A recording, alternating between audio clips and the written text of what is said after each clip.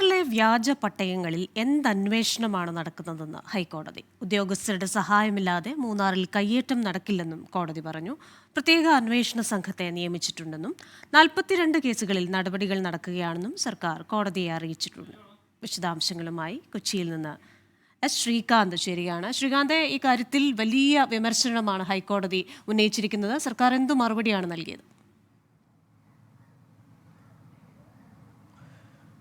കൃഷ്ണ, മൂന്നാർ വ്യാജ പട്ടയ കേസുമായി ബന്ധപ്പെട്ട് ഇന്ന് കോടതി ചോദിച്ച ചോദ്യങ്ങൾ ഇങ്ങനെയാണ്. എന്ത് അന്വേഷണമാണ് നിലവിൽ നടക്കുന്നത് എന്ന് ചോദിച്ചു.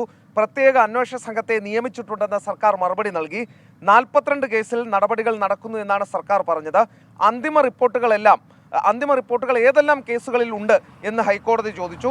ചില കേസുകളിൽ മാത്രമേ ഉള്ളൂ എന്ന് സർക്കാർ മറുപടിയും നൽകി. പിന്നാലെ വലിയ വിമർശനം കോടതിയിൽ നിന്നും വന്നു. ഗൂഢാലോചന മാത്രമല്ലേ നിങ്ങൾ ചുമത്തിയുള്ളൂ എന്ന് കോടതി ചോദിച്ചു. തെളിവുകൾ കണ്ടെത്തിയിട്ടില്ല എന്ന് സർക്കാർ മറുപടി നൽകി. അതിന് നിങ്ങൾ അന്വേഷണം നടത്തണ്ടേ എന്ന് കോടതി തിരിച്ചടിച്ചു.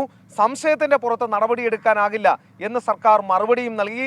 ഏറ്റുമുട്ടലിന്റെ പാതയിലാണ് കോടതിയും സർക്കാരും ഇന്ന് നീങ്ങിയത്. അതേസമയം പ്രത്യേക അന്വേഷണ സംഘം, ഒരു ടാസ്ക് ഫോഴ്സ് ഈ കേസിൽ അന്വേഷണത്തിന് നിയോഗിക്കുമെന്ന് സർക്കാർ കോടതിയിൽ പറഞ്ഞു. 2-3 ആഴ്ചയ്ക്കുള്ളിൽ പ്രത്യേക അന്വേഷണ സംഘത്തെ നിയോഗിക്കും എന്നാണ് സർക്കാർ പറയുന്നത്. റവന്യൂ ഉദ്യോഗസ്ഥരും സംഘത്തിലുണ്ടാകും എന്ന് സർക്കാർ പറയുകയും ചെയ്യുന്നു.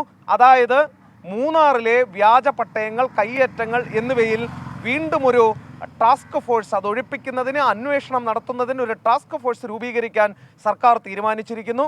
ഇക്കുറി സർക്കാർ സ്വന്തം നിലയിലല്ല, കോടതിയുടെ കർശന വിമർശനത്തിന്റെ അടിസ്ഥാനത്തിലാണ് ഈ ടാസ്ക് ഫോഴ്സ് രൂപീകരിക്കാൻ പോകുന്നത്.